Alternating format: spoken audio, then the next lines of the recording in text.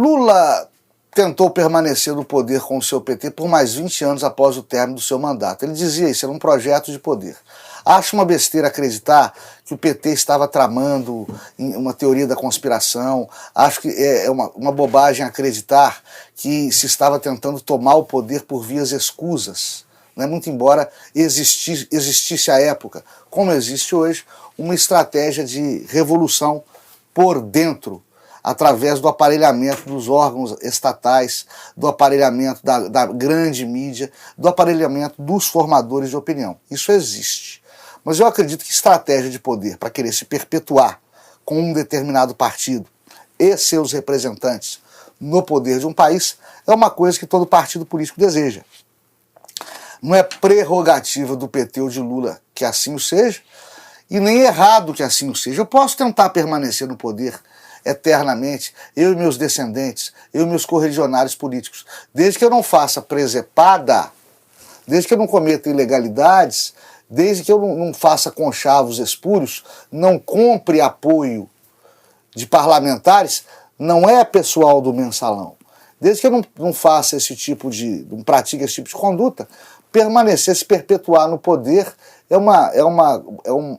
é a síntese do pensamento do político brasileiro atualmente. Poucos entram na vida pública para ficar só 4 anos, ou para ficar só um mandato, ou só para ficar 5 anos, ou só para exercer uma legislatura, por exemplo. Política é um negócio ruim, na minha opinião, dá muito trabalho, hoje em dia perigoso, mas parece uma cachaça. Quem gosta e experimenta não larga mais desse butim misterioso que é a política partidária brasileira. Lula talvez tenha tentado se eternizar no poder como tentou fazer Hugo Chávez e agora Maduro, seu sucessor, depois que Chávez falece, né? Chávez deu um golpe militar e instaurou o que ele denomina bolivarianismo na Venezuela. É uma variante morena do socialismo de Cuba, Rússia, China e por aí vai. Né? Vou repetir, Chávez militar, de esquerda, como o são a maioria dos exércitos, dos componentes dos exércitos do mundo. O Brasil teve uma história de levantes armados, de tentativas embrionárias de revoluções armadas, de dentro dos quartéis, por parte de militares de esquerda. Isto à época do Forte de Copacabana, isto à época da coluna Prestes que era militar, isso à época do Estado Novo. O Exército toma o poder em 64 também para impedir que a ala esquerda, e havia um apelido para isso, melancia, era o militar verde por fora e vermelho por dentro. O Exército assume o poder no começo por um anseio de toda a sociedade e para evitar que os melancias, que eram os militares comunistas que sempre os houve, até aquela época pelo menos nas Forças Armadas, fizesse alguma gracinha pró-João Goulart. Depois o Exército permanece no poder porque a extrema-direita, representada por Magalhães Pinto, representada por, principalmente, Carlos Lacerda, teria sido o próximo presidente da República se tivéssemos eleições livres em 65, JK não iria conseguir batê-lo, ele estava muito popular, e o então governador de São Paulo, que me parece era o Laudo Natel, mas eu preciso conferir isso depois para vocês, essas eram as forças emergentes de direita, de extrema-direita. E os militares também não queriam normalidade institucional, para poder passar pouco tempo no poder e devolver o governo para os civis, para o procedimento, para a normalidade democrática, para a gente citar uma expressão cunhada recentemente e já bastante popular.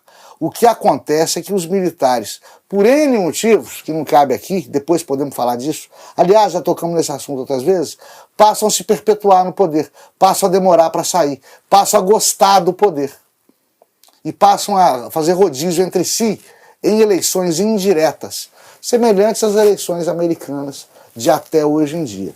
Inclusive com oposição, que perdia eleições. Que botava ou não botava pressão, criaram-se dois partidos, Arena e MDB, Arena para representar os militares, MDB oposição, e esse pessoal todo, Ulisses Guimarães, Tancredo Neves, Mário Covas, eram a esquerda democrática,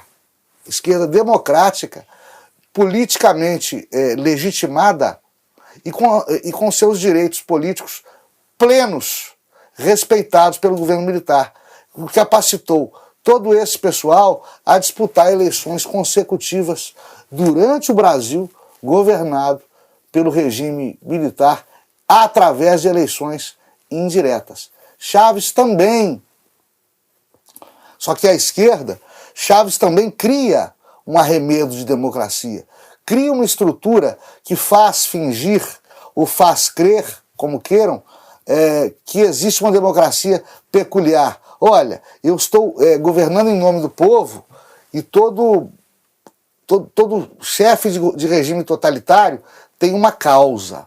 Reparem nisso. Chaves, Lula pretendeu assim, Fidel e outros por aí, Lenin.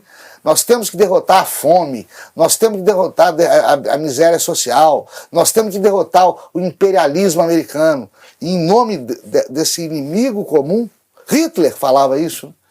Hitler dizia, temos que conseguir espaço vital, temos que acabar com os judeus, temos que nos vingar da derrota estrondosa e que causou tanta vergonha aos alemães, que foi a derrota da Primeira Guerra Mundial. Vamos nos vingar do eixo, né?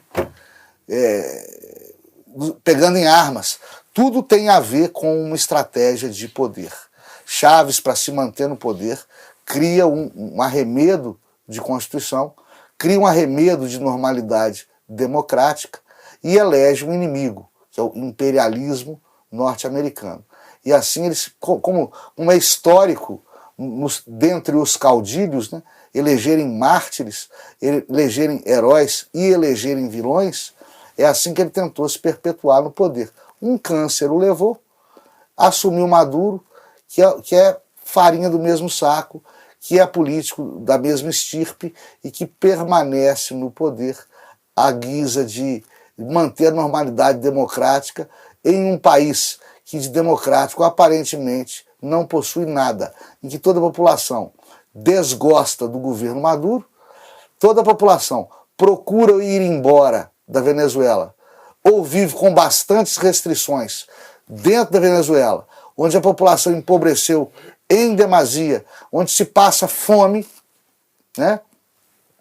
E evidentemente não se vai chamar de bons nomes, de nomes bonitos, o presidente Maduro ou o ex-presidente Chaves, que não conseguiu implementar uma ditadura consigo próprio, ele, Chaves, no poder, e estaria no poder até hoje, não o tivesse levado embora um câncer galopante, né? Mas ao invés de assumir no lugar dele alguém que permitisse uma reabertura democrática da Venezuela, assumiu Maduro, que era um títere de Chaves em vida, se tornou um sucessor à altura desse ditador caudilho post-mortem. Dê o seu like, clique na sinetinha, inscreva-se no canal.